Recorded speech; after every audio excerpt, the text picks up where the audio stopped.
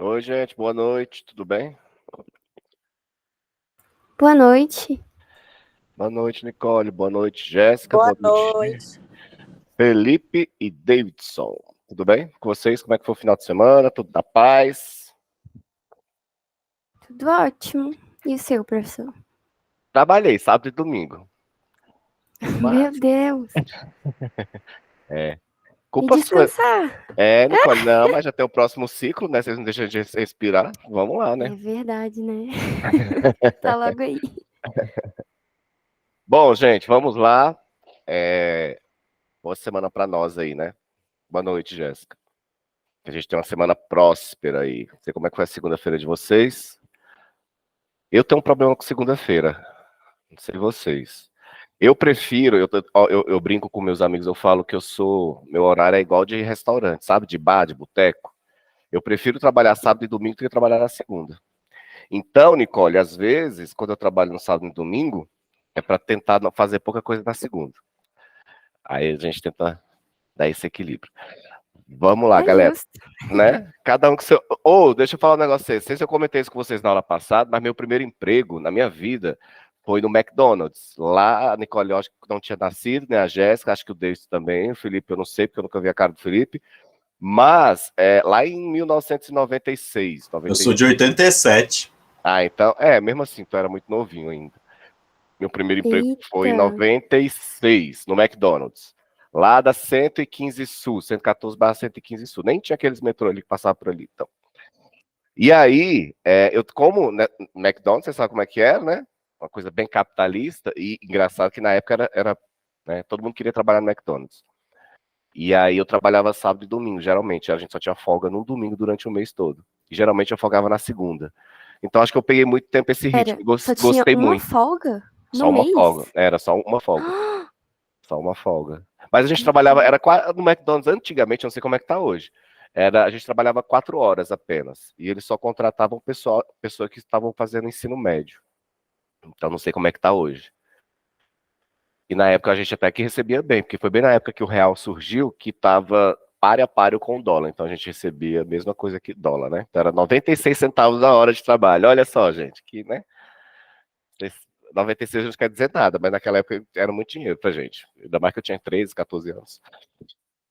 Vamos lá, galera.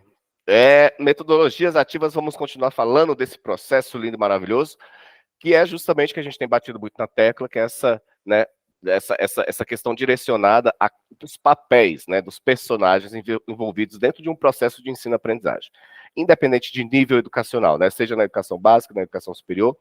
A grande pegada da metodologia ativa é a gente fazer essa inversão do que nós construímos e que ainda algumas escolas constroem, ainda batem nessa tecla, que é justamente colocar o estudante, né, no papel inferior do professor. Aquela questão que a gente coloca como se o estudante fosse isento de conhecimento e que o processo educacional faz dentro de uma perspectiva de transposição de conhecimento ou de transferência de conhecimento. A gente quebra muito esse paradigma. Eu até brinco, né? Semana passada a gente teve o dia dos professores, né? Aí, aquilo que eu comentei com vocês, tem aquele poema lá da Cora Coralina que ela coloca assim: o bom professor é aquele que transfere conhecimento e não guarda para si, né? E essa questão do transferir conhecimento é o que a gente tem buscado muito quebrar dentro do processo de ensino-aprendizagem, porque ninguém transfere conhecimento. Nós construímos e reconstruímos conhecimento junto com as pessoas que nós estamos.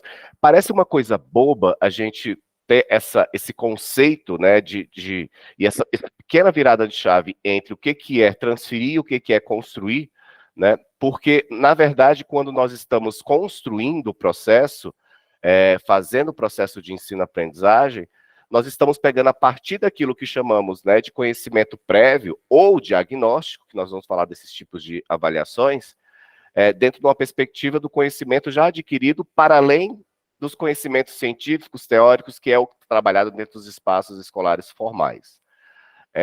Dentro da perspectiva educacional, a gente comentou isso até na aula passada, nós temos duas tipologias de formação: as formações que ocorrem em espaços formais de educação e as formações que ocorrem em espaços não formais de educação. A nossa construção de conhecimento com relação a perspectivas direcionadas ao convívio social e até conhecimentos que vão sendo adquiridos ao longo da nossa vida, eles acontecem na maioria, grande parte deles, nos espaços não formais de ensino. E geralmente, a gente pega os conceitos, né, conhecimentos científicos, conhecimentos teóricos, que são trabalhados dentro dos espaços formais de educação, e revertemos para aquele que é o nosso cotidiano. O exemplo que eu dei para vocês, por exemplo, na quarta-feira, né, na questão do Paulo Freire. Paulo Freire foi um dos personagens da história, um dos patronos da história, é o nosso patrono da história, um dos, não, o patrono da história, no caso do Brasil, que traz uma perspectiva de uma metodologia diferenciada quando ele vai trabalhar a perspectiva da alfabetização de jovens e adultos, né? Aquela velha, o velho método, né? Ou a prática que o deixou conhecido, que era justamente que ele conseguiu e teve muito sucesso, foi alfabetizar mais de 90 adultos, né, no período de 45 dias, que ele trouxe uma perspectiva do cotidiano, das práticas sociais, né, dentro do processo de alfabetização, uma lógica que o adulto, o jovem ali com a idade mais avançada, ele consegue visualizar a construção, né, das palavras, das frases de determinados períodos, a partir de uma perspectiva da sua realidade. Né? E aí ele traz muito aquele exemplo da enxada, né? Como que se escreve enxada, mas antes de se escrever enxada, ele trabalha com aquele grupo o papel da enxada dentro da perspectiva social, política, de consciência de classe deles, né? Então, é dar um sentido, né, inicial ao estudante dele como sujeito ativo dentro do seu processo histórico, dentro do núcleo que ele está inserido, mas que ele é o agente transformador dentro desse processo. E que a consequência, né, dos aspectos sociais que ele vivencia todos os dias, né, no caso do campo, né, do rural, de utilizar a enxada ali para sua sobrevivência, há vários enigmas, né, há vários paradigmas que cercam essa utilização dessa ferramenta.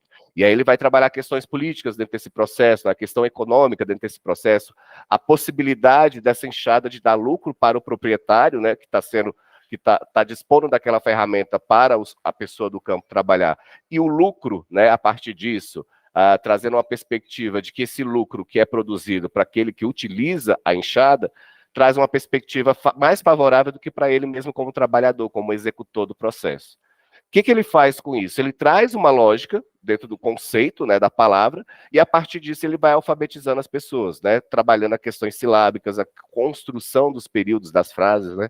Ele traz esse olhar, né, dentro dessa perspectiva. Essa é a metodologia de Paulo Freire, trazendo uma lógica para o processo, e a partir dessa lógica construir aquilo que a gente chama da parte teórica, né, do processo de ensino-aprendizagem, no ato de alfabetizar. E aí, metodologias, a gente vai ter diversas, né? E essa metodologia praticada, esse método praticado, na verdade, por Paulo Freire, dentro do processo de alfabetização de jovens e adultos, é uma metodologia ativa no sentido de que ele traz para si, né, para o método que ele vai utilizar, que é trazer essa consciência de classe, né, de aspecto de conhecimento entre capitalismo, a relação do trabalho, a relação do objeto que é utilizado para o trabalho, da mão de obra.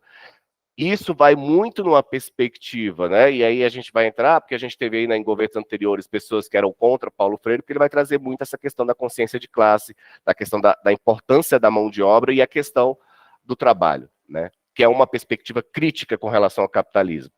E óbvio, né? Se nós pegarmos, e aí a gente precisa ter essa reflexão, nós como futuros professores, professoras, né, pensadores que estamos em processo de construção de conhecimento e que vamos fazer isso com os nossos estudantes futuramente, é a gente pensar na perspectiva da seguinte forma.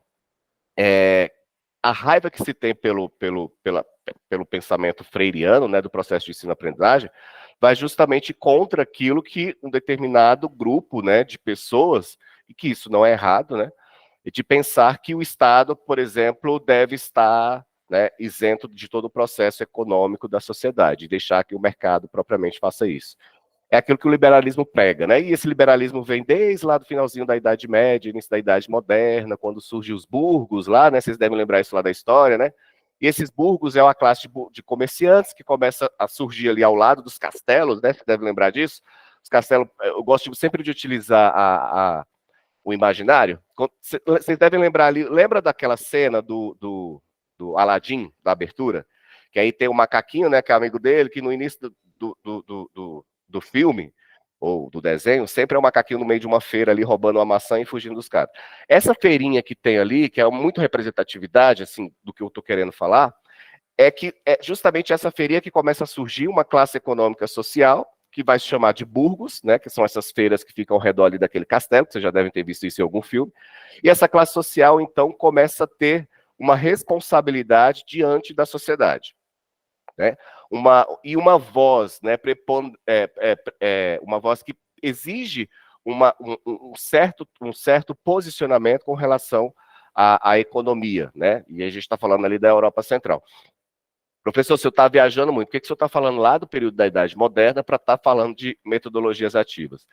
Eu trago essa perspectiva porque quando nós falamos de metodologias, nós estamos falando de processos educacionais. E quando nós escolhemos uma metodologia, né, para um processo de ensino-aprendizagem, isso vale para nós também, né, Felipe? Acho que o Felipe que já fez mestrado aqui, quando nós vamos defender algo, né, discutir algum problema, utilizar um rigor científico, duas coisas a gente precisa ter em mente, né? A metodologia que nós vamos utilizar e o método que vai abraçar essa metodologia que nós adotamos para responder uma pergunta, um problema, ter uma resposta, né, de algum questionamento, que é aquilo que a gente chama nosso objeto de estudo. A partir do momento que eu tenho uma escolha de uma metodologia que me posiciona para determinado caminho, né, por exemplo, se eu pego como pesquisador, depois, Felipe, eu quero até que você compartilhe isso conosco aqui. Como é que foi sua pesquisa? Qual foi a metodologia que você utilizou?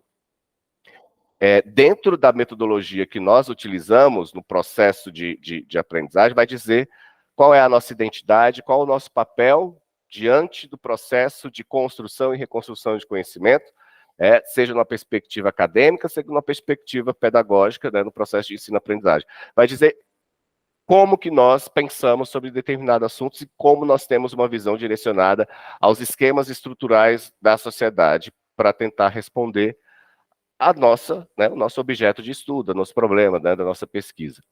E aí, quando a gente vê a metodologia, isso a gente analisa muito dentro dos processos, quando nós vamos iniciar uma pesquisa escrita, né, uma dissertação, uma tese de doutorado, até mesmo um artigo científico, e artigo científico isso tem que estar muito exposto, né, qual é a metodologia utilizada por você, qual foi o método, né, para colher essas informações.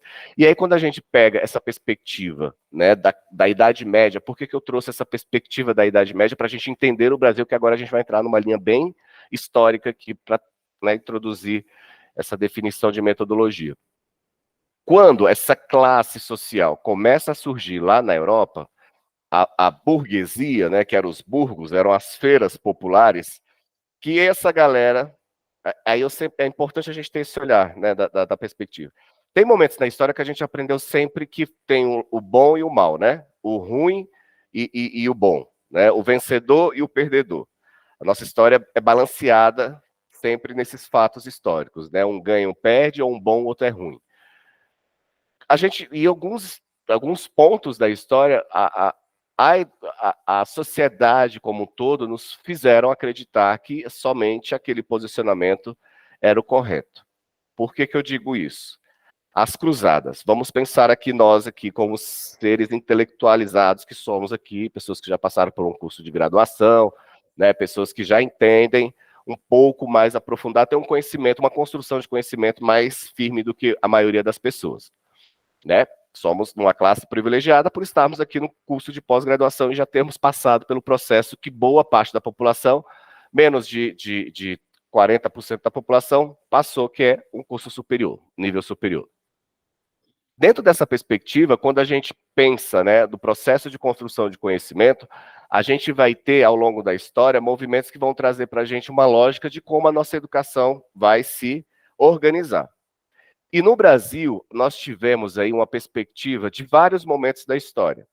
Quando a gente estuda a história da educação do Brasil, e trazendo perspectivas dos processos pedagógicos de ensino-aprendizagem, a gente vai ter uma linha que ela é, né, ondulável, que ela tem altos e baixos, e algumas das vezes ela dá voltas, né? Por que eu digo isso? Se a gente pega a nossa Constituição, né, a Constituição que eu falo, não a Carta Magna, a gente já vai falar dela, da atual, né, da Constituição Federal, que trata muito do que é educação. Quando a gente pega a história da educação brasileira, a partir da proclamação da República, né, 1889, a gente vai ter aí a construção de uma Constituição, onde vai trazer direitos e deveres da sociedade a partir de uma nova reconfiguração que é dada para o Brasil, né, um Estado independente da coroa portuguesa. E ao longo dessa história, a gente vai ter uma estrutura de organização da educação brasileira que vai conversar especificamente com os critérios de economia, da economia brasileira.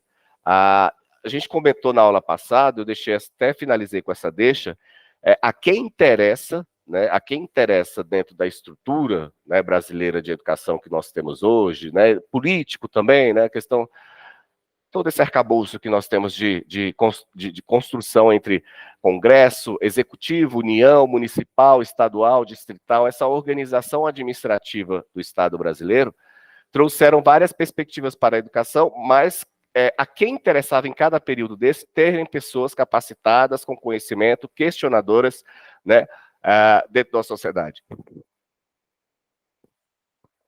Eita, a rinite hoje está danada. Eu tenho mania de prender espirro, não sei vocês. Dá um barato, eu acho. E aí, gente, o que acontece? A gente tem dentro da estrutura brasileira, dentro da estrutura histórica que nós temos, nós aprendemos vários momentos da história que existiam bons e pessoas ruins e pessoas más. Exemplo clássico, as cruzadas. Vocês devem lembrar desse período da história de vocês, né? Período lá, lembra do AC e DC antes de Cristo, depois de Cristo, aí veio depois de Cristo, aí veio a Igreja Católica, o cristianismo, e pregou. Aí teve que angariar mais fiéis para a Igreja Católica e a gente viveu aí os momentos das cruzadas. Vocês devem lembrar aí que as cruzadas duraram 800 anos, né? Então, quase um milênio, né? De práticas voltadas ali para captar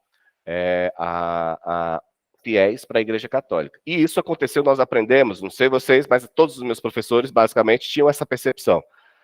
As cruzadas foram ruins, a igreja era ruim, a igreja queimou as pessoas, a igreja executou pessoas, a igreja fez isso, a igreja fez aquilo, em todos os períodos das cruzadas. Essa é a verdade que nós aprendemos durante muito tempo.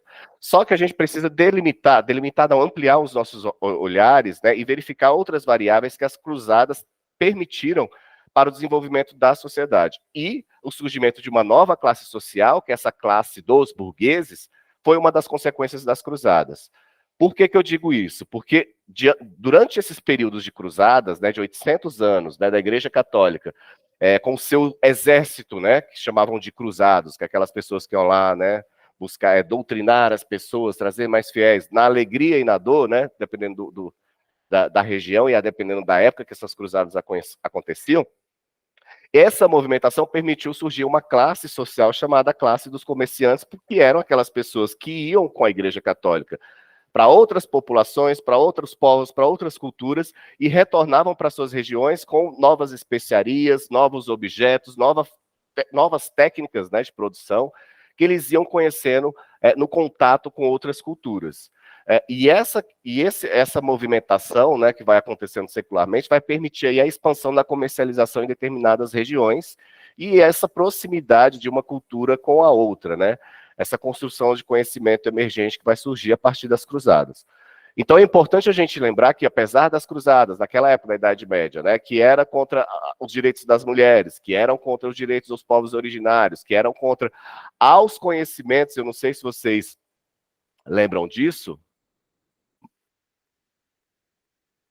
não sei se vocês lembram disso, mas, por exemplo, quando a gente pega lá as questões do período da Idade Média, a gente tem uma estrutura de sociedade que é muito patriarcalista e dividida naquele processo de instrumentalização que vocês devem ter ouvido falar muito, né, de feudos, né? Aquele processo administrativo que tem os latifúndios, né, que é o suzerano, dono da terra, os vassalos, que era aquele que trabalhava para o suzerano em troca de um pedacinho de terra. Né? E aí, a partir daí, nessa troca de pedacinho de terra, começa a surgir aquilo que a gente tem, né, de pagamento de impostos, né? Você vai utilizar a menchada e você me dá tanto da sua produção e o que você produzir, o percentual é seu, o percentual é meu.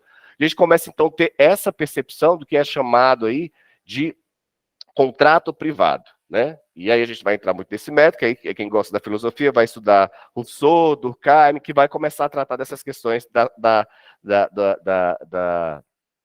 do capitalismo, né, da sociedade capitalista, da propriedade privada como um todo, mas numa propriedade privada onde não está falando especificamente de terra, mas está falando de propriedade privada no contexto da existência de contrato, com direitos e deveres. E a gente deve lembrar também que a Igreja Católica, quando a gente fala de processo de ensino-aprendizagem, a Igreja Católica, nesse período da Idade Média, tudo aquilo, né, e eu busco um pouco até aquela fala que nós estávamos discutindo ontem, ontem não, na quarta-feira passada, desses pensamentos filosóficos, né, acho que foi o Felipe que colocou lá no fórum, e a gente começou a discutir sobre esses aspectos, né, de construção de conhecimento lá no período da Idade das civilizações antigas. Quando a gente fala dessas civilizações antigas, né, Lipe, aí a gente tem que lembrar, comparar com a Idade Média, todo esse conhecimento construído pelas primeiras civilizações, né, a civilização grega e a civilização romana, os filósofos, né, especificamente, dessa época, a Igreja Católica, no período, né, da Idade Média, que foram o período das Cruzadas, elas simplesmente negaram todo o conhecimento que foi construído no período das civilizações antigas. Eles diziam que aquilo ali era heresia, né? Não existia esse negócio da astrologia, as questões que calculavam, né, que utilizavam os números, né, as exatas para poder fazer as suas explicações, os próprios pensamentos filosóficos, né, das civilizações antigas, Platão, Sócrates, questionava a existência humana, questionava o amor, questionava, né, e ainda trazia questões que a igreja negou mais ainda, se a gente pega, por exemplo, as civilizações entre Esparta e Atenas, né, que os atenienses tinham uma perspectiva, né, de grandes conhecimentos voltados para as áreas das artes e para as áreas dos esportes, né, as Olimpíadas, e os espartanos tinham muito conhecimento voltado para a área da militarização, né, é uma grande diferenciação, né, antagônica entre uma civilização e outra, uma mais para as artes, outras mais para a arte da guerra. Isso foi negado para a Igreja Católica. Então, muitos escritos dessa época, né, do período das civilizações antigas, a Igreja Católica falou assim, não vamos compartilhar isso com a galera não, porque isso aqui é uma heresia. Como é que eu vou permitir que as pessoas riem dentro de um movimento trazido pelas artes cênicas, como era feito lá nas civilizações antigas, ou ainda, né, a cultuação do corpo humano, né, diante da perspectiva, né, que tínhamos lá na Grécia Antiga com os jogos, né, o físico o humano, né, traz muito disso, a questão dos deuses, né, adoração aos deuses. Lembre-se que a gente está falando, né, de uma religião que começa a surgir com o catolicismo que, né, condena o politeísmo, né, que é aquela adoração de mais de um deus. E as civilizações antigas, né, viveram a questão da mitologia, dos deuses, né, tudo isso. Então, tudo isso foi negado pela Igreja Católica. E aí a gente percebe, dentro dessa perspectiva, né, das questões voltadas para o processo de ensino-aprendizagem, vão surtindo efeito ao longo da transformação da sociedade, mas numa perspectiva de raciocínio, muitas das vezes voltadas para uma classe que é favorecida, né? E a gente vai entender isso. Como é que aqui no Brasil a gente começou essa perspectiva de construir uma política pública para a educação brasileira, né, dentro de uma perspectiva metodológica que vá, né, ser caracterizado a partir do Brasil construído, né, do Brasil liberto, né, do processo de colonização. Então, a gente tem essas características que a gente precisa refletir um pouco sobre elas, historicamente, para a gente entender o século XXI. E aí, quando a gente passa, né, desse período da Idade Média, a gente entra, então, num período chamado período da Idade Moderna. Vocês devem lembrar disso.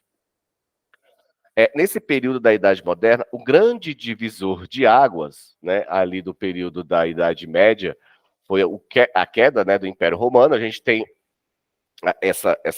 dentro da história, né, da configuração da história mundial, da história geral, a gente tem momentos da história que ela é destacada, né, um determinado período da história destaca esse processo de transição. Isso me incomoda um pouco, né, porque a gente tem que ficar muito atento quando a gente está falando de períodos históricos, né, de que nada na história começa numa perspectiva de que, né, começa num dia e termina no outro, começa num dia e termina no outro. É um processo, né, de evolução que vai acontecendo e de acontecimentos que precisam ter peças ali para juntar todo um conceito, toda uma lógica daquele período histórico. E aí, na Idade Moderna, a gente vai ter essa grande, né, grandes acontecimentos que vão mudar e vai ter essa transição da idade média para a idade moderna. E um desses acontecimentos é justamente o surgimento do protestantismo, né? Que vem Martim Lutero, vocês devem lembrar dessa história. Martim Lutero foi um monge da Igreja Católica que começou a contestar os dogmas da Igreja Católica. Por que a leitura da Bíblia tem que ser em latim, não pode ser traduzida para todo mundo ter acesso? Por que há uma distinção, né, uma forma de se pensar a questão da riqueza, uma perspectiva católica que exigia, né, percentuais de lucro naquela época para ajudar a Igreja Católica?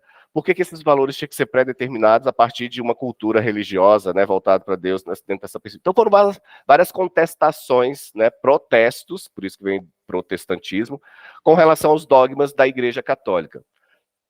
E aí, várias pessoas começam a dizer, né, vocês sabem que um dos princípios da Igreja Católica é dizer que tudo que acontece na nossa vida acontece por uma vontade divina. Isso era fortemente pregado lá na Idade Média. Se você é pobre, foi porque Deus quis assim, você vai morrer pobre, você não tem direito à ascensão social.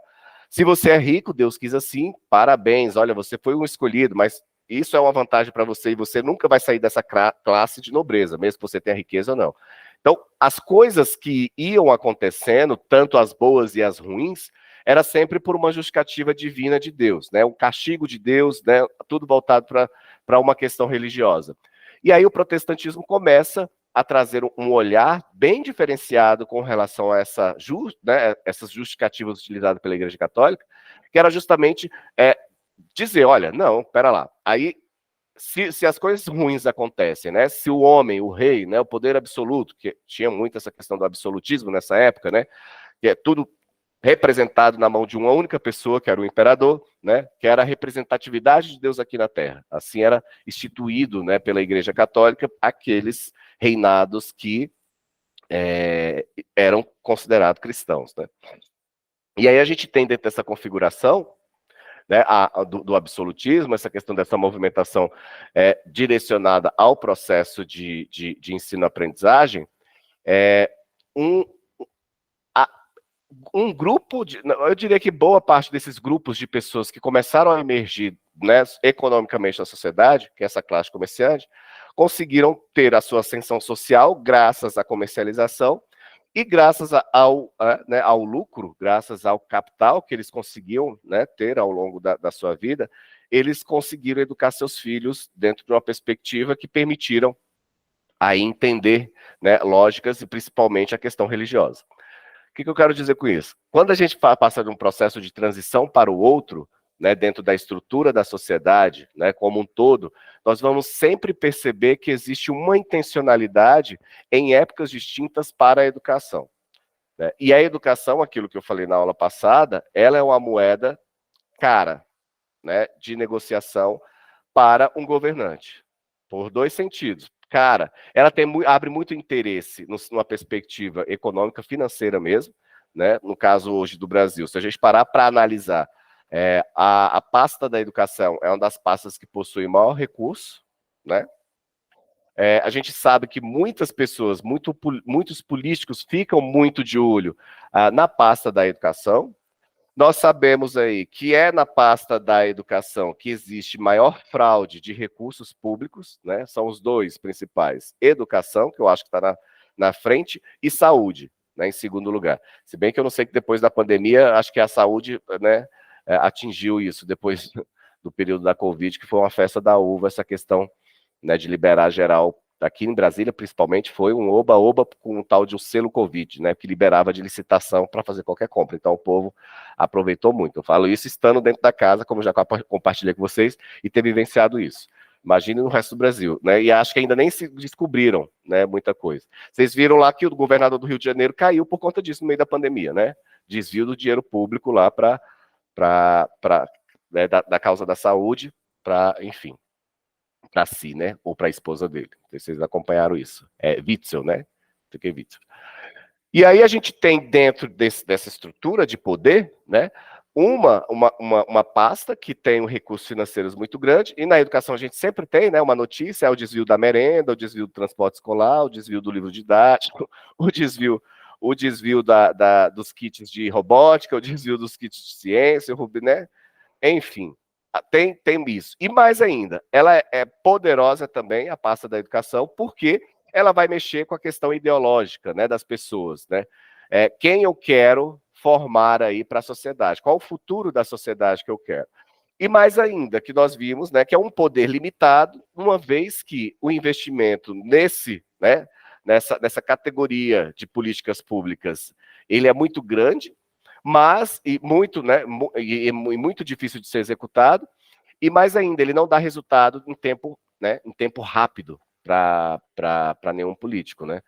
Então, o que se investe em educação hoje, a gente só vai ter reflexo, sei lá, daqui a 10, 15 anos, né? Então, não é vantagem para a maioria dos políticos investirem na educação de uma forma rígida, porque isso não trará resultado, ele vai preferir investir em outras coisas que vai dar mais visibilidade para ele, e, em consequência disso, ele vai ter mais votos. Então é importante a gente sempre pensar nessa perspectiva, né? E a gente está sempre pensando nas perspectivas, né, de metodologias de processo de ensino-aprendizagem adotada por um Estado, e como eles querem executar esse projeto. Exemplo. Alguém aí, Felipe, Davidson, Nicole, Jonathan, boa noite, Jonathan e Jéssica. Quem poderia me dizer, ousar em fazer uma definição, uma diferenciação entre política de Estado e política de governo? Alguém sabe? Alguém, ó, vai ganhar um ponto. Quem responde? Vou me arriscar, hein, Jéssica? Vamos lá. Eu acredito que a política de Estado ela é mais ampla, né? Então, ela vai mais numa esfera federal, algo maior. E a de governo é o governo Lula, a política dele, algo mais direcionado ao governo mesmo, né? Governo Lula, governo Bolsonaro, políticas transitórias. Não sei, mais ou menos isso. É mais ou menos isso. Exatamente. É bem isso. Agora só vamos dar uma clareada aí. Você ganhou um ponto, tá, Jéssica? Gostei. Vamos trabalhar com o lúdico, viu? O que acontece? Ó, método é exatamente o que a Jéssica falou, mas eu vou trazer uns exemplos, talvez, para facilitar mais o entendimento de vocês. Pegar um exemplo do Distrito Federal. Quando começou a pandemia, eu estava como subsecretário na Secretaria de Educação, e aí, é sério, assim, eu achei, na época, eu senti muito orgulho, assim, do Ibanez, porque, não é puxando saco, não, que eu nem votei nele, tá? É só uma questão de... mas é porque ele foi muito rápido, tanto em atitudes relacionadas à população, né, no sentido, foram um dos primeiros a fazer o lockdown, né, que só tinha uns 3 casos aqui, mas foi muito rápido nesse sentido. Mas mais que isso, eu acho que ele começou com uma questão, e isso eu dei muito valor para ele, que foi justamente criar políticas de governo para ajudar a população menos favorecida, né? Por exemplo, o cartão como é que é? O cartão creche, o cartão gás, o cartão alimentação e o cartão material escolar, esse não entra porque já é uma política de governo anterior, e que é muito bacana, né? E aí, o que a gente via, né?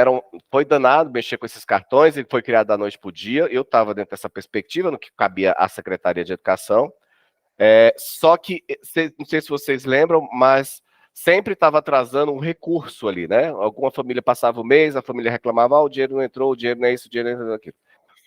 Qual era a grande dificuldade do Ibanez dentro dessa perspectiva? É que ele criou uma política de governo num momento emergencial para atender a população carente, né, naquele momento lá de pandemia.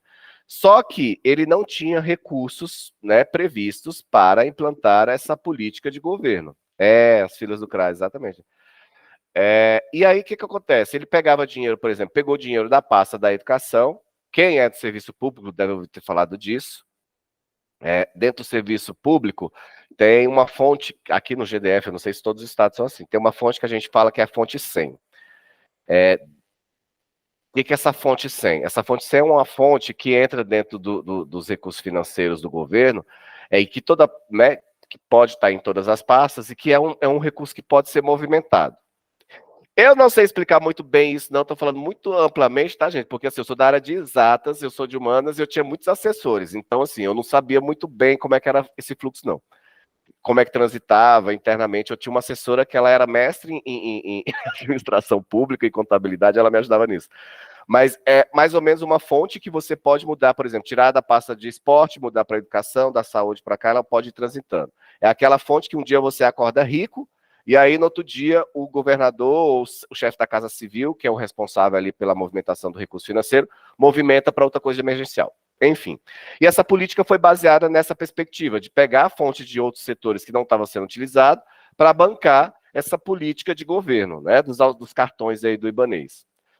Deu certo, ele, né, teve uma visibilidade gigante para ele durante esse período, só que chegou uma hora que ele não conseguiu sustentar o pagamento desses cartões. Por quê? Porque já não tinha mais recurso financeiro para manter esse programa, né, um programa de governo. O que o Ibanez fez? Vou, então, transformar numa política pública distrital. Para se tornar uma política pública distrital, deve ter aprovação, né, seguir todo aquele ritual muito bem dito pela Jéssica, né, burocrático, que é passar pela Câmara Legislativa para depois ser sancionado. E aí, assim ele fez. Antes de acabar o ano, ele pegou todo esse projeto de governo, transformou numa política pública e entrou lá em votação na Câmara e tornou-se uma lei, né, assim como era do cartão material escolar. Então, por exemplo, quando a gente pega uma política de governo e quer transformar ela numa política de Estado, ela tem que passar por uns rituais diferenciados, tem que ser aprovado pela Câmara. Que é diferente de uma política de governo que ela é sancionada via decreto, e pode cair a qualquer hora, e não tem sustentabilidade financeira, né, guardada para si. Uma vez transformada em lei, sim, ela entra lá na LDO, né, na lei orçamentária de cada ano. Então já tem recursos específicos para aquela política pública. Então, essa é a grande virada de chave. E é isso que a gente precisa entender, né? Que o Brasil sempre passou por essas nuances. Outro exemplo, claro, a gente pegou o exemplo aqui do Distrito Federal que está mais a ver com a nossa realidade. Agora, nacionalmente, tem políticas públicas que é muito difícil um governo vir, uma política de Estado, vir querer derrubar. A gente viu isso no governo passado, né? O Bolsa Família, que não é assim criado lá no governo anterior, no governo Lula, Dilma lá, criado o Bolsa Família. O nome disso foi Bolsa Família. E é um projeto, né, de políticas públicas que passou pela Câmara, começou com uma política de governo, que é muito novinho, não vai lembrar disso, mas começou da mesma forminha ali, via decreto, no canetão do presidente, e aconteceu da mesma forma como aqui, nosso cartão. E a política deu tanto certo, assim, obviamente, deu tanto certo para a sociedade, como deu certo também para o governo que estava ali, né? Deu visibilidade, popularidade, né? Que essa é a bandeira do governo que está presente hoje, que é pensar na minoria e tal, essa bandeira que eles levantam, né? E aí a gente tem dentro dessa perspectiva uma política que começa com uma sanção de decreto, resolução, mas que depois, né, torna-se como uma política de Estado, porque o Lula ou a Dilma, não lembro quem foi nessa época, tramitou o processo lá para a Câmara, né, e depois para o Senado, depois sancionada pelo próprio presidente. Esse ritual, né, para se transformar numa política de Estado é necessário porque dá mais credibilidade para a política pública e para que ela seja revertida, ela precisa seguir os mesmos caminhos, passar pela Câmara dos Deputados e passar pelo Senado Federal para acabar com ela. E isso não é muitas vezes favorável para muitos deputados, mesmo que eles não acreditem naquela política pública, porque aquela política pública dá resultado, porque aquela política pública dá retorno, né? A gente vê movimentação. Por exemplo, quando começaram a Bolsa Família, tiveram muitas críticas, né? Porque vai sustentar pobre, porque o povo que não quer trabalhar, o povo que isso, o povo que aquilo, o povo... né?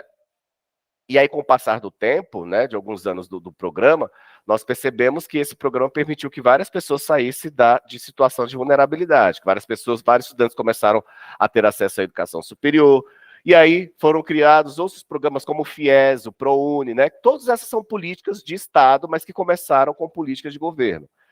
E aí o que a gente percebe quando se muda um governo de outro... para vocês terem ideia, o FIES começou no governo Fernando Henrique, né, virou uma política de Estado para acesso à educação superior. Mudou o governo, foi para o Lula permaneceu com o FIES. Não lembro se ele tinha interesse em acabar com o projeto, mas o projeto estava dando resultado, estava permitindo que pessoas com menos condições econômicas pudessem ter acesso à educação superior, então o projeto continuou, e continua até hoje, né? O ProUni também, que foi criado ali no governo Lula, também veio e continua até hoje, né? O Bolsa Família veio e continua até hoje. Várias políticas que começaram em governos anteriores vieram até hoje. Aí a gente pergunta, por que não foi tão fácil o governo anterior, né, mesmo com a bandeira dizendo que cada um que lute, né, a questão da meritocracia, que se você é pobre, você precisa empreender, né, que aí você vai vencer na vida, né, como se todo mundo tivesse as mesmas condições, né, para poder empreender, para poder, né, ter acesso à educação. A energia que um pobre, né, que mora lá na periferia, na favela, é a mesma energia, né, gasta para poder ter ascensão social, do que um cara que mora na Zona Sul, pegando exemplo de Rio de Janeiro, essas galera que tem muitas vezes. Lago Sul, por exemplo, e a galera lá do Sol Nascente. Né? O menino do Sol Nascente que tem que pegar ônibus para vir para o plano piloto para estudar aula, enquanto o menino que tem motorista lá no Lago Sul vai para uma escola que tem todas as suas refeições, tudo lindo, maravilhoso. Né? A energia é a mesma. Né? E essa é a meritocracia que nós pensamos dentro da sociedade. E se a gente não tem essa visão, como educadores, né, dentro desse processo de ensino-aprendizagem, eu falo tudo isso hoje aqui para vocês, porque é para a gente entender essa lógica estrutural, de onde vem esse lugar de que o estudante, aqui no caso brasileiro, ele é menos desfavorecido no processo cognitivo de aprendizagem do que o outro, levando em consideração as metodologias tradicionais.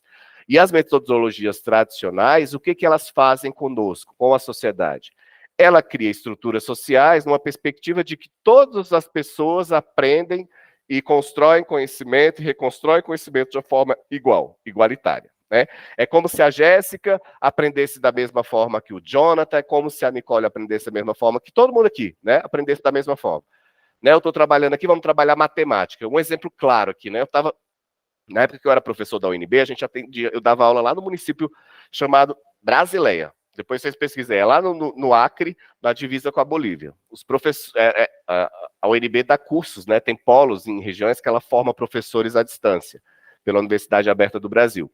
Da mesma forma que vocês têm curso aqui, né? Com a ferramenta própria e é de graça para os professores. Só que esses professores são aqueles professores que entraram no serviço público municipal antes da Lei de Diretrizes e Bases da Educação, né? A LDB lá de 1996. Vocês devem saber, né, que antes disso, professor que tinha o curso ali nível médio de magistério poderia, né, ser professor da rede pública. E depois da LDB, só pode atuar da educação básica pessoas com curso superior de licenciatura.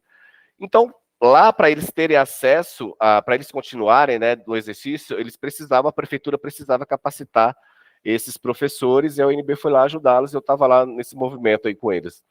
E aí, o que a gente percebia, né? Que muitos profissionais, a energia gasta pelos profissionais para ter acesso à educação, mesmo já sendo professores, né? De espaços escolares públicos, concursados, a dificuldade no processo de ensino-aprendizagem era bem maior, numa perspectiva de poder trazer conhecimentos, né, para a sua população, e eles tinham muitas dificuldades com didáticas, né? E estavam ainda no processo de repetir ainda metodologias tradicionais.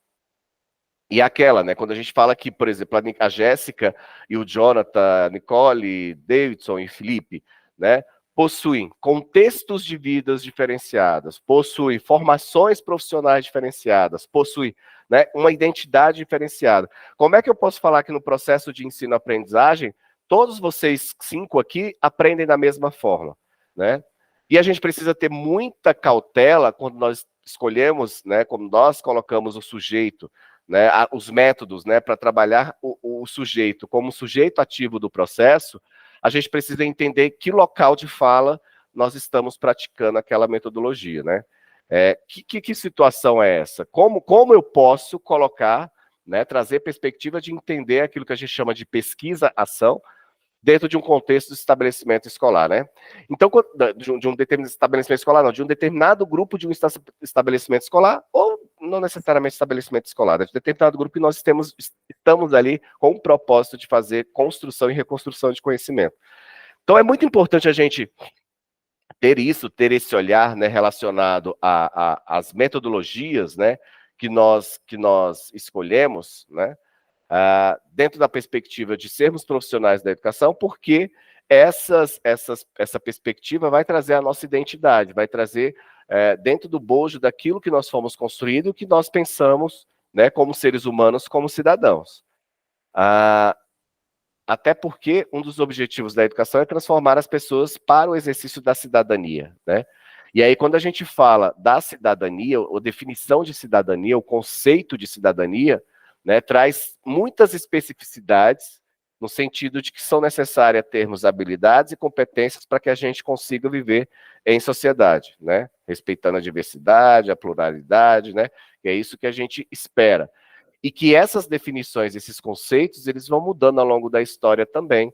E quando isso muda, quando há essa virada de chave, né, que isso é orgânico também, a gente percebe que a sociedade vai modificando também o seu modus operandi a partir do que se entende sobre educação e os rumos que a educação querem seguir, né? E aí, voltando para aquelas questões das políticas públicas e as políticas de Estado, né? Quando a gente tem essa diferenciação, então, quando a gente começa na política de governo, geralmente começa-se uma política de Estado por uma política de governo, viu que aquilo deu certo, e a grande vantagem de termos uma política de Estado, de pegar uma política de governo que deu certo e transformar numa política de Estado, é justamente pela dificuldade, né, de um próximo governante fazer uma modificação numa política que está dando certo. Né? Então, assim, não é assim que a banda toca, como muitas pessoas acham que toca. Né? E esse é a nossa grande característica do Estado Democrático de Direito. Né? E o Estado Democrático de Direito diz o seguinte, que, olha, para que eu possa negar uma situação que seja favorável ao desenvolvimento da sociedade, ao ser humano, à garantia de um direito humano, eu preciso ter documentos que comprovem a não eficácia de uma determinada ação. E isso acontece muito com as políticas públicas. Então, por isso que até hoje não caíram programas como o FIES, que vem lá da década de 90 até hoje, né? Não teve mudança. ProUni também não teve mudança, porque são políticas públicas que, a partir dos dados e dos resultados apresentados, né, não tem como dizer que aquele programa não dá resultado para a sociedade. Né? Por exemplo, Bolsa Família. Bolsa Família, que para o governo passado dizia que aquilo era dar dinheiro de graça para os outros, que o povo era vagabundo. Né? Aliás, essa palavra se tornou tão comum, né, na boca de um grande representante da sociedade que as crianças hoje ficam repetindo, né? Vagabundo, vagabundo, vagabundo. Né? E só que ele não conseguiu derrubar porque essa política de Estado é comprovada cientificamente, estatisticamente, demograficamente, que melhora as condições da sociedade, que melhora as condições da economia, porque faz a economia rodar. Né? O capitalismo é isso, é botar a moeda para circular. Quando isso para de circular, é que a gente começa a ter aí as questões dos juros, né, da taxa disso, taxa daquilo. Mas a definição, a grosso modo, do capitalismo é aquilo que eu estava falando para vocês, é você ter matéria-prima você ter mão de obra especializada, a mão de obra especializada vai produzir ali em grande escala, se produzido em grande escala, você vai ter produtos, né, em maior quantidade, vai ter pessoas que compram esses produtos. Uma vez que você tem as pessoas que compram produtos, você vai ter lucro e vai comprar mais matéria-prima, contratar mais gente, produzir mais, né, vender mais, ganhar mais lucro. Essa, a grosso modo, é o capitalismo. Né? Então, quando a gente pensa nessa perspectiva de que o olhar, né, de políticas públicas, né, trazem resultados para a sociedade, que quando o governo, né, quer acabar com uma política, ele precisa comprovar que aquele programa não está dando certo. E aí o que eles podem fazer? Eles podem dar outro nome para as políticas públicas, né? Que isso pode ser feito por decreto, pode ser feito por resolução. Não precisa modificar a lei. Né? Mas aí a gente vê muito isso, né? Eu vivenciei muito isso, né? Mudanças de programa de políticas públicas na nomenclatura, né? Mas a política é basicamente a mesma, né? Mas vamos mudar o nome porque o nome era do outro governo. A gente tem muito disso. E engraçado que quem estuda políticas públicas, eu dou aula de políticas públicas, né? Aqui no CEUB, inclusive, quando a gente pega, por exemplo, políticas públicas voltadas para a área da educação, e que acho que vocês têm acompanhado isso, né, que a gente tem falado muito de um estado, do Ceará, aqui no Distrito Federal, que o Ceará, dentro dos processos de avaliação da educação básica, né, pelo SAEB, ele, a cada ano, nos últimos 10 anos, eles deram um aumento gigantesco nas metas que eram estabelecidas. E por quê? Porque lá a sociedade, os grupos de políticos, né, tem isso muito forte lá, fizeram um pacto de educação de que não haveria mudanças das políticas, da forma como eles pensam os processos de ensino pedagógicos e o investimento na educação sempre de forma ascendente. E isso deu resultados para a educação do Ceará. Né? Então, mas não foi da noite para o dia. Né? Começou no governo, mas o resultado foi só aparecendo naquele governo lá na frente. E isso, né, o ego político, acho que tem que, né, tem que estar muito bem trabalhado na cabeça desses políticos para, né, permitiria isso, porque o que o político quer é mostrar resultado, né? Ele trabalha para isso, né? Ele precisa disso para se mostrar presente, né? Dentro desse contexto político. Então, a gente pensar na educação é a gente pensar que a educação ela vai, né? A forma como a metodologia que nós vamos aplicar ao longo, né, da evolução da sociedade não vai ser algo que vai durar ou que vai acontecer rapidamente, e que vai ser algo que vai durar por um bom tempo, né? E aí, enfim, quando a gente pega a questão dessa... Ninguém quer falar nada, gente? Eu tô já ficando rouco. Não? É muita informação, professor. Né? Precisamos digerir. É uma informação, né? Eu falo demais. Além disso, você fala numa velocidade, parece que tá no 2x do WhatsApp, e aí não dá para falar e ouvir ao mesmo tempo. No seu caso, acho que a gente tem que ouvir, depois falar. Ah, gente, desculpa. Mas isso incomoda, Felipe?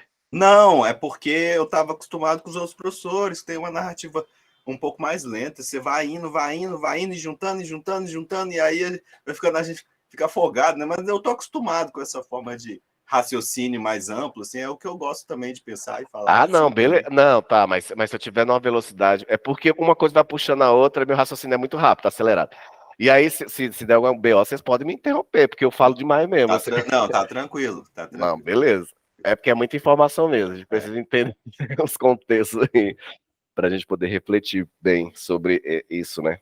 E aí, o nosso papel é esse, né? Ficar refletindo muito, né, sobre a sociedade como um todo. E a gente precisa ter essa noção de história. E para falar de metodologia, a gente tem que falar um pouquinho disso. Aqui no caso brasileiro, né? A gente entender essa lógica, né, da organização, até porque a metodologia ativa a gente sabe, mas quando é que ela surgiu mesmo, né? A gente vai falar disso aqui agora, que é quando esse Brasil começa, né, a pensar em políticas públicas para a educação brasileira. E aí a gente vai começar a entrar em disputas de poder relacionados a como a sociedade, né, ao que tipo de sociedade nós queremos construir, né, ao longo da nossa história. E vocês vão perceber, quem já teve a oportunidade de estudar, ter um aprofundamento aí em história da educação, vocês vão perceber que a nossa evolução dentro das políticas públicas voltadas para a educação, seja em quesitos estruturais, seja em quesitos pedagógicos, ela vai caminhar de acordo com a necessidade econômica do povo brasileiro, ou a necessidade econômica de quem está lá na frente do processo e escolhe como projeto político brasileiro. Né? Já já a gente vai falar um pouquinho disso. Quando a gente fala dessa metodologia, né? Metodologia, o que é metodologia? Metodologia ativa é uma ação, né? É um modus operandi que eu vou colocar, e ativo quer dizer alguém que está praticando uma ação, né? Ativo, né? Inativo, o seu oposto, então é aquela pessoa que está ali executando algo. A metodologia é uma palavra que vem ali no sentido etimológico, né, do seu contexto, vem numa perspectiva de trazer aí uma questão que tenta tratar, né, a sistemática de um processo, né, é o caminho percorrido, né, de como nós vamos chegar a um determinado resultado. E o método é como eu vou fazer esse percurso, esse caminho. Né? Em linhas gerais, seria isso. Existem várias metodologias, né? No meio acadêmico, a gente escolhe metodologias quando nós vamos escrever um artigo científico. Eu, por exemplo, no último que eu fiz, já fiz estudo de caso, né? Esse aí é método, na verdade. No meu caso, a dissertação, que é melhor, que é um trabalho mais amplo. Na minha dissertação, a minha metodologia foi a dialética. Né? Dialética é uma forma da gente construir conhecimento, né? Ou articular uma pesquisa, numa perspectiva de um olhar, em que eu tento trabalhar os olhares, né, e as vozes dos personagens que estão ali dentro da minha pesquisa. Né, dando voz para ele e trabalhando isso com o contexto de uma movimentação daquilo que eu estou trabalhando. Vou dar um exemplo. Como é que foi minha dissertação? Minha dissertação de mestrado, meu tema foi políticas públicas voltadas para a educação superior. E eu trabalhei especificamente o Sistema Nacional de Avaliação da Educação Superior, que era observar as comissões próprias de avaliação que toda instituição precisa ter. Os SINAES, que é o Sistema Nacional de Educação, ele é produzido, né? É aquilo que vocês, quando vocês pegam e vem aí no comercial e fala assim, a instituição, o CEUB é a melhor instituição do Centro-Oeste, a Universidade X é a melhor não sei das quantas, como saiu agora, a USP é a melhor instituição, está entre as melhores instituições da América Latina, acho que a terceira, alguma coisa assim. Esse ranqueamento, né, e é até estranho, muito estranho isso, né, eu fico muito refletindo e eu queria também ouvir a opinião de vocês sobre isso, Felipe.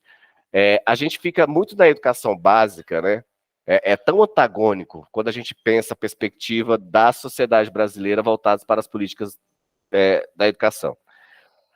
Nós estamos aqui, né, eu estou aqui com vocês, a gente está discutindo isso, né, alguns aqui têm licenciatura, outros não, mas está tentando entender essa parte do processo pedagógico, né, como é que funciona e tal. E aí a gente está sempre batendo nessa tecla, né, acho que não lembro se foi o Felipe, quem foi que me perguntou sobre a questão da empatia, né, que a gente estava discutindo, a empatia, por que a gente fala tanto de empatia, né? Até esse final de semana eu fiquei refletindo sobre isso, né? Foi o Carlos, né? Por que a gente fala tanto de empatia o tempo todo, tanto de empatia? A empatia é uma das competências e habilidades que nós temos batido muito na tecla, porque ela reflete muito essa questão da dualidade que a sociedade tem vivenciado, né? Entre o certo, o errado, o bom e o mal, o melhor, o pior, né? Direita e esquerda, sobe e desce. Quando a gente pensa nessa perspectiva, né? Isso é rico, obviamente, mas a empatia tem a ver também com a questão do respeito ao próximo. Então, eu posso ser de direita e ter uma opinião, o Felipe ser de esquerda e ter outra opinião, e vice-versa, e eu respeitar a fala do Felipe, quando a gente, né, e essa é a tentativa da empatia, eu entender o Felipe a partir do ponto de vista dele, porque o Felipe teve um processo histórico diferenciado, teve as suas experiências, né, de vida em outros espaços, que o tornou acreditar que a esquerda, por exemplo, é a melhor opção na concepção e na realidade a partir do que ele acredita. Já eu penso numa outra, né? Porque eu tenho outro contexto histórico, né? Penso numa outra perspectiva e a partir daí eu tenho uma visão, sei lá, numa perspectiva mais de direita. Então, a gente pegando essa perspectiva, né, de dualidade que nós temos constantemente dentro da nossa sociedade, a empatia é uma competência fundamental e emergente dentro do processo de ensino-aprendizagem. Eu acho que é por isso que nós automaticamente, professores, nós que estamos no chão da escola, discutimos e fazemos políticas dentro do chão da escola. Atenção, quando eu estou falando fazer política no chão da escola, eu não estou dizendo que eu estou tratando de ideologia, não vamos de misturar as coisas, não. Quando eu falo de política na escola, é numa perspectiva mesmo, está lá na LDB, né? De fazer uma gestão democrática, né? Uma gestão em que todos estão ali participando, todos estão discutindo, todos estão dialogando sobre a educação daquele espaço. Isso é política na minha perspectiva que eu estou trazendo aqui, não questão de ideológica. Ao mesmo tempo, é aquilo que eu falei na aula passada, o Felipe tem sua identidade, eu tenho minha identidade, a Jéssica tem a identidade dela, o Deilson tem, cada um numa realidade diferente, foi criado numa perspectiva diferenciada, e obviamente que quando nós estamos no processo de ensino-aprendizagem, construindo conhecimento, reconstruindo conhecimento, os exemplos que nós vamos trazer aqui para os nossos estudantes são a partir da nossa realidade, né? Se eu vou falar, por exemplo, se o Felipe vai falar de história, né, ele vai trazer uma perspectiva de uma realidade histórica que talvez vá condizer com aquilo que, talvez não vá condizer com aquilo que ele vivenciou, né? Se eu vou falar, por exemplo, dar aula para os alunos, né, da mão de obra, a gente vai falar da mão de obra de escravos, né, dos pretos, lá no período colonial. E se eu sou uma pessoa negra dando essa aula, eu vou ter uma perspectiva diferenciada daquela pessoa que, né, de um professor de história, né, que vai falar dessa perspectiva no sentido da branquitude, né, no meu caso, sou considerado branco, né, dentro da minha perspectiva. Se Felipe for negro, eu não sei se Felipe mas faça-se de conta, e ele vai dar a aula dele lá nessa perspectiva, né, de que foi a mão de obra. Óbvio que o Felipe vai trazer as experiências e o que ele sente na pele no seu cotidiano dentro dessa perspectiva. Então, não existe essa diferenciação, né, não tem como a gente falar assim, opa, e é isso que o mundo do capitalismo quer para a gente, né? Não, né? Meritocracia, empreendedor, né? Você tem que aceitar, você tem que vestir a camisa, né? A gente fala muito resiliência, né? A gente fala muito de resiliência. Na iniciativa privada a gente tem muito disso, né? Durante 16 anos eu trabalhei numa faculdade que depois foi vendida por um grupo educacional e ali eu trabalhava de domingo a domingo dando sangue, sabe? E aí toda vez que o salário atrasava, o ticket atrasava, todo mês, né? E aí vinha o pessoal do RH, não, a gente precisa ter resiliência, né? Resiliência. A iniciativa privada banalizou tanto a questão da resiliência, né, para aceitar todos os absurdos causados, né, pelo capitalismo, que a gente tomou isso, né, numa perspectiva no sentido de banalizar mesmo o outro, né? O outro no menos desfavorecido dentro do processo do capitalismo. E aí, quando a gente pensa, né, em determinadas posições em que a sociedade vai se configurando, né, dentro dessa estrutura, a gente precisa ter essas reflexões, né, de que eu estou falando. E aí, dentro dessa questão, quando a gente pensa a questão das metodologias ativas, a própria etimologia, né, vai trazer para a gente esse olhar, né, do movimento, do caminho a ser percorrido, e esse caminho percorrido vai estar sempre, não necessário, às vezes não, né, porque já explico porque às vezes não, mas esse caminho que vai ser percorrido, a metodologia que vai ser adotada por nós, vai ser uma metodologia aplicável àquilo que nós acreditamos, né? Aquilo que eu falei, eu fiz pela dialética, né? Dialética é um movimento que tenta trazer essa costura, essa liga, né, entre os acontecimentos a partir do olhar e dos dados das minhas fontes que eu fui pesquisando. Mas aí quando a gente pensa, e aí eu estava falando assim, porque nem sempre a gente escolhe, né, a metodologia. Felipe, eu não sei, eu queria até que você falasse agora um pouquinho. Como é que foi a escolha da sua metodologia? A minha foi da seguinte forma. Eu queria fazer a metodologia da subjetividade, né, que é um pouquinho mais fácil, né, de você trabalhar dentro de uma perspectiva, né, de construção de conhecimento na área de humanas. A gente trabalha muito dentro dessa da subjetividade, né, pela dialética, pela materialismo histórico-cultural, cada um tem uma fundamentação. E aí já tinha feito meu projeto, né, sobre uma perspectiva, né, subjetiva, né, uma metodologia subjetiva, e que eu iria trabalhar vários conceitos de complementação relacionados à minha proposta, né, que era justamente analisar as instituições privadas do Distrito Federal e como os coordenadores de cursos de licenciatura, tinham esse olhar pelo processo de autoavaliação. E quando eu cheguei, né, no meu orientador e fui apresentar o que era, a metodologia dele era completamente diferente. Ele não aceitava que eu trabalhasse a metodologia da subjetividade. Eu tinha que fazer a metodologia dele, e ele trabalhava com duas metodologias dentro da UNB.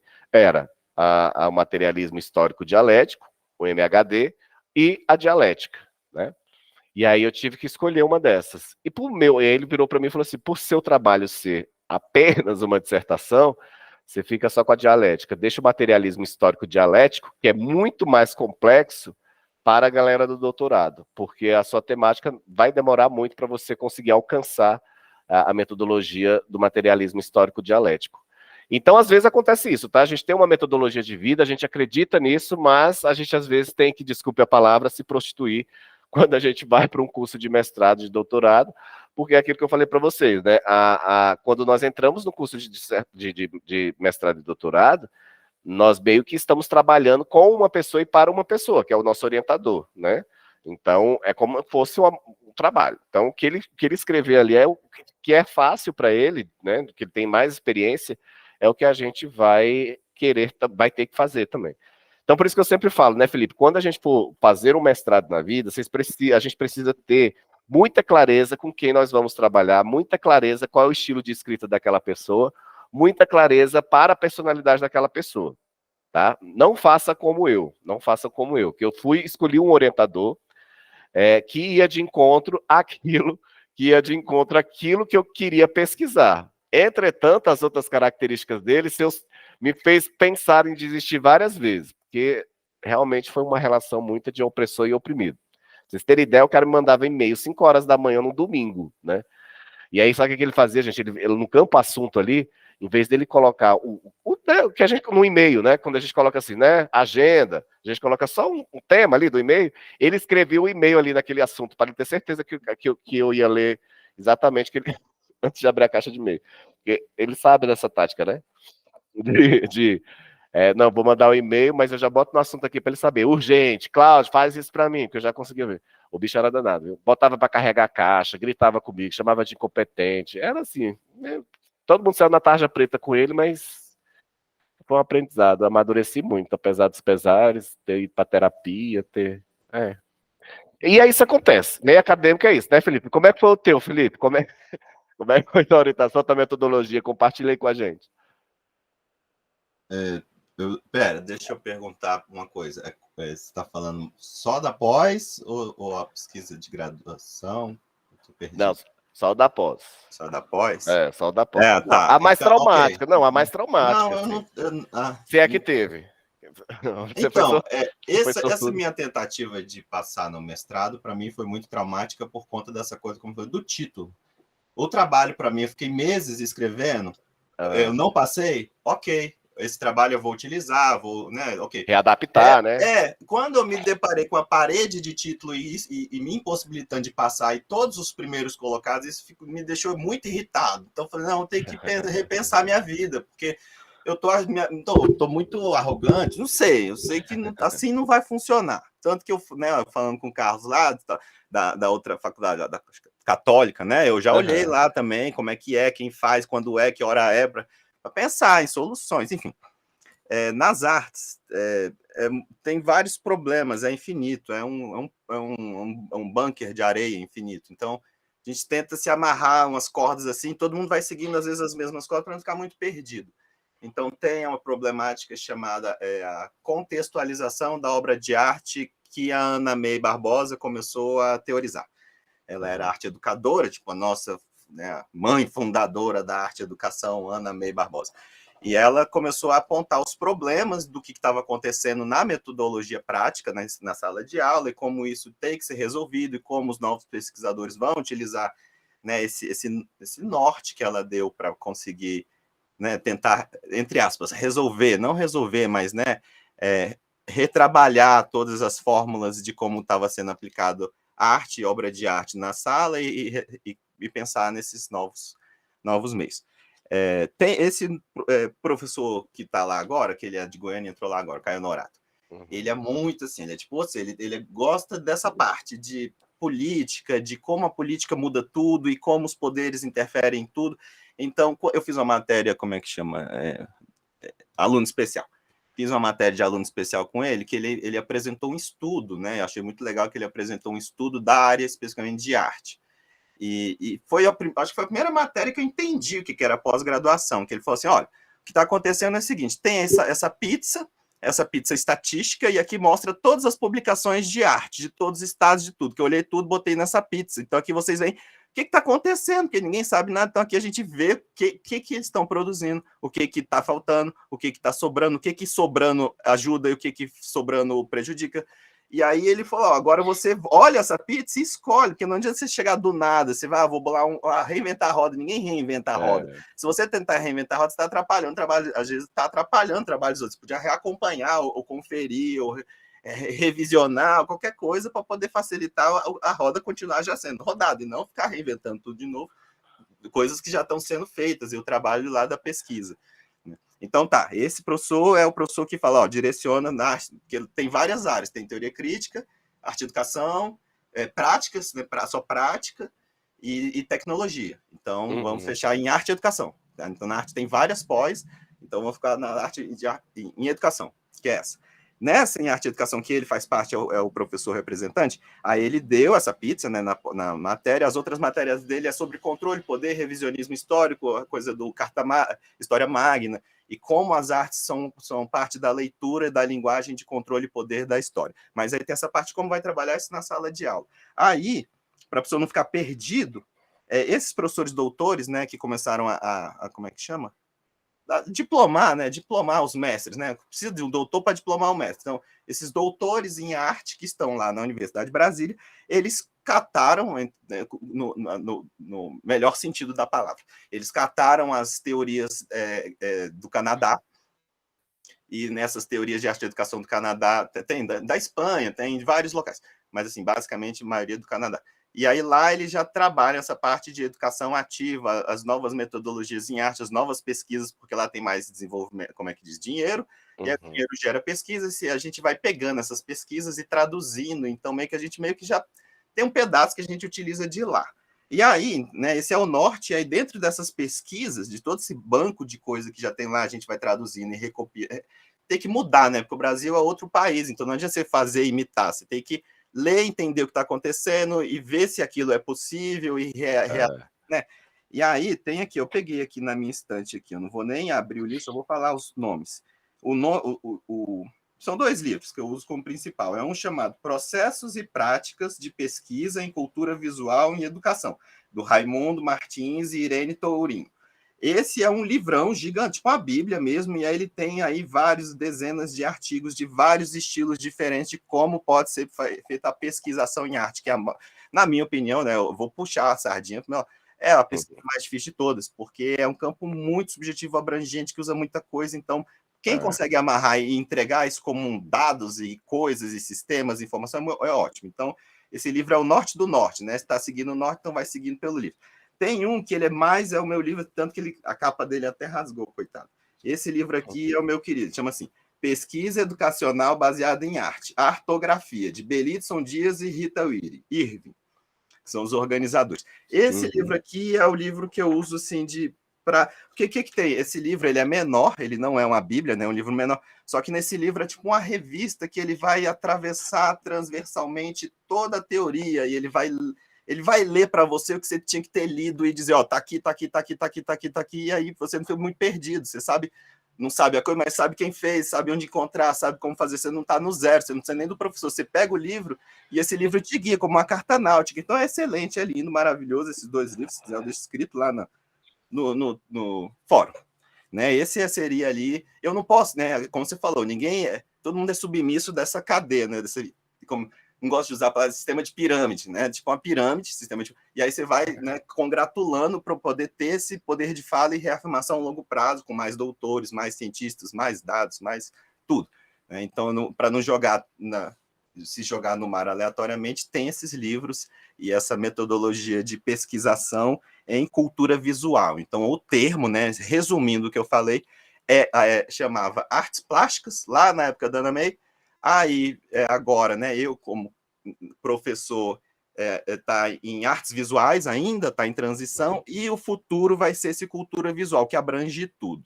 Né? Cultura visual abrange, além de visualidades, tudo. Né? Cultura visual seria a forma mais abrangente de ter essas chaves, né? Essas publicações são chaves que a gente usa para ter autorização para trabalhar em cima de temas que a gente tem afinidade, e, né, então, para poder ter legitimidade de fala e não ser só uma coisa aleatória, colorida, que ninguém entende, não tem nada a ver com nada. Porque a arte, às vezes, é assim, parece, olha assim, é esquisito, às vezes, mas não, tem sentido.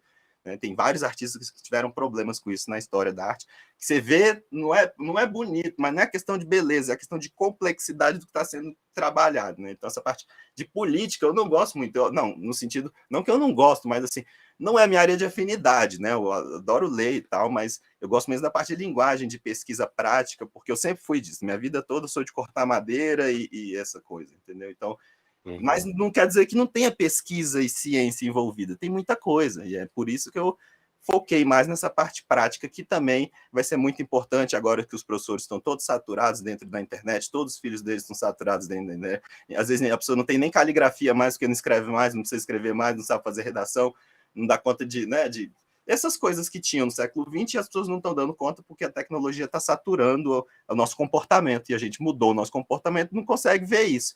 E aí eu volto, né, no sentido primitivo, é esse, né? Não é ficar ali acendendo fogueira com atrito.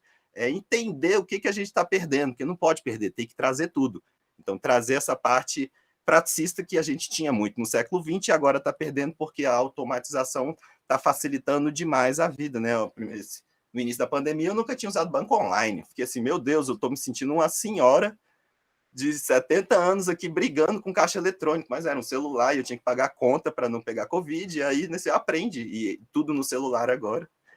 Mas não pode, a gente tem que ter os dois, tem que ter a terra e tem que ter o metal, tudo junto, para a gente não ficar perdido, achando que é a internet que por assim dizer, dita o comportamento. Não é a internet, aquilo é um espelho, aquilo é um espelho gerado para poder entreter, mas aquilo não é real, aquilo é uma ferramenta, e as pessoas têm tanto poder e tanto dinheiro dentro daquele sistema que começa a usar aquilo a favor de controlar a mente, controlar o sistema, às vezes, eu acho, né, horrível, controlar o sistema religioso através de mecanismos de internet internacionais, de conglomerados que querem ganhar dinheiro com a raiva das pessoas. É uma coisa horrível. Então, assim, eu vou para trás disso, vamos frear, vamos ver o que a gente está perdendo para não perder, porque se perder, perdeu.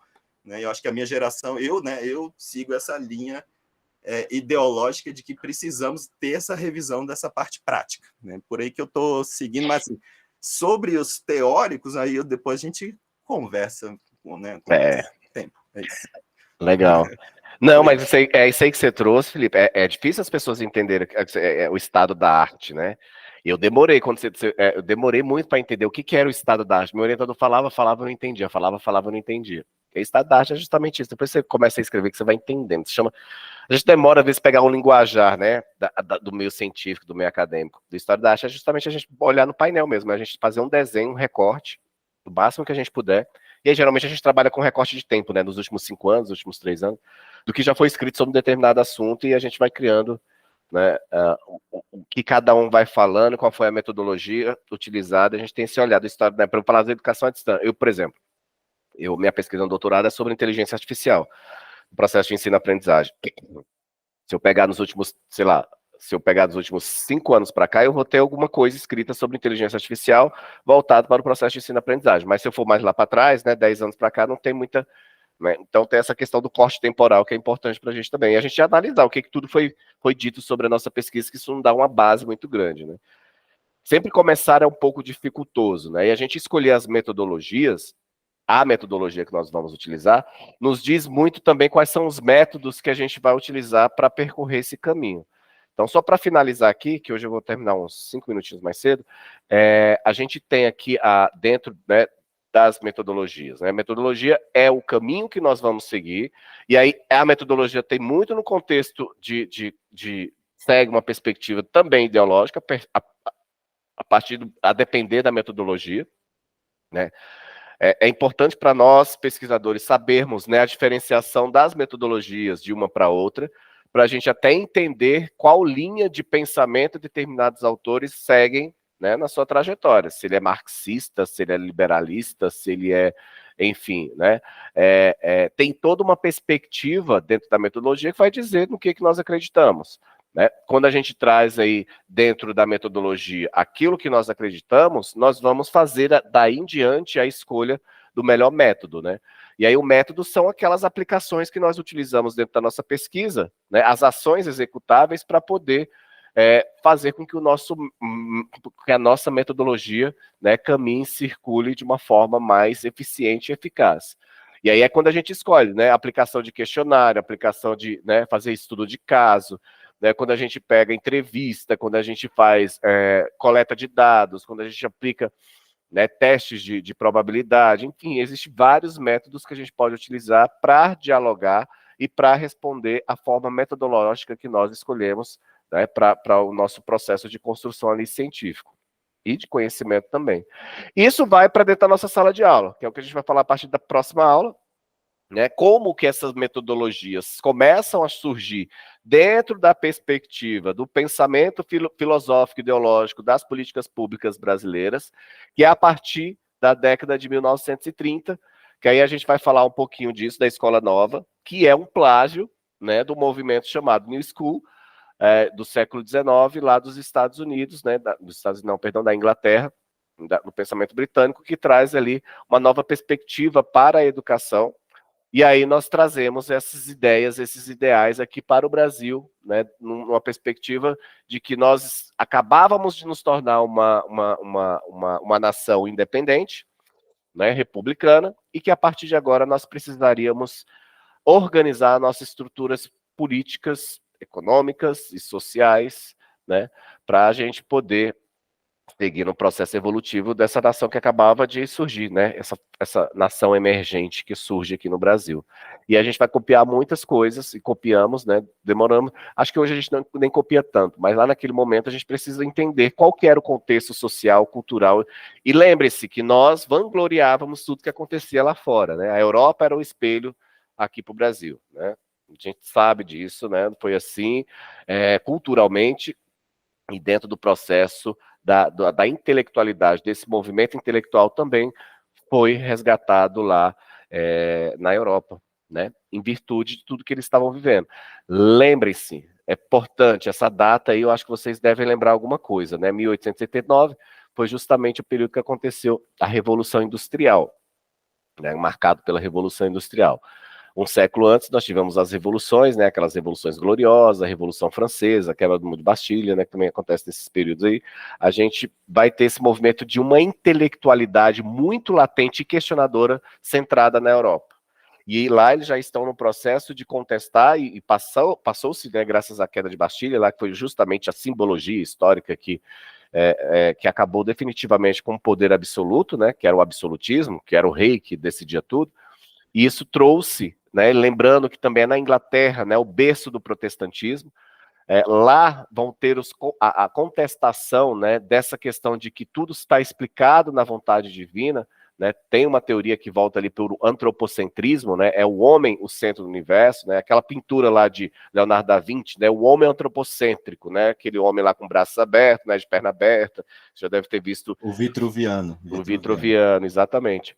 Que traz a simbologia justamente dessa quebra, né? E aí vem numa perspectiva do iluminismo, do renascimento, né, Felipe, que traz muito esse olhar. Olha, não, pera lá, é o homem o centro do universo, uma perspectiva de que não dá para a gente ficar justificando tudo por uma vontade divina, negar a ciência para conhecer aspectos da sociedade, negar a ciência em virtude de algo que não é palpável, como a questão, né, do sobrenatural, do divino, que era a profetização do cristianismo. Então, o protestantismo foi muito importante nesse contexto, justamente porque esses intelectuais, que são essas pessoas, né, movimentada por uma categoria de sociedade que até então era colocada à margem da sociedade, né, in situ excluso, que é essa classe burguesa, e essa classe burguesa vai, então, contestar esses dogmas da Igreja Católica, trazendo aí o homem como, né, o centro, né, das vontades terrenas, né, não uma vontade divina. Né, parar com essa justificativa de que se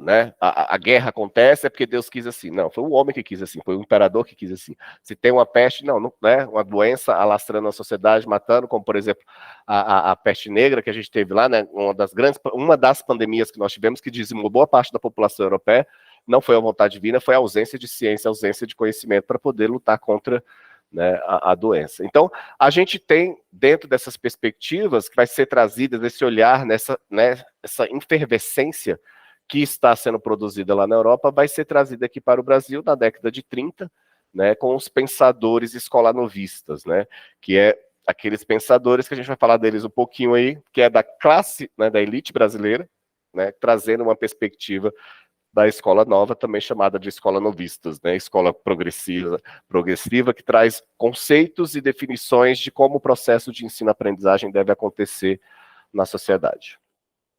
Beleza, galera? Você viu, Felipe, você viu que eu tentei desacelerar minha voz, né? Não sei se você percebeu aí. Eu tentei. Não notei não. Então, vamos lá, gente. Um beijão, boa semana para vocês, né? Início de semana aí, a gente se encontra aí na quarta-feira, beleza? Um beijo, um cheiro e a gente se encontra na quarta. Diga. Pode deixar o seu e-mail no chat aqui para eu mandar lá o pedido, porque eu tenho problemas com esse sistema digital do EAD, eu não dou conta. Aí você manda um e-mail que eu mando lá certinho. @e-mail. Peraí. Edu. Deixa eu copiar aqui.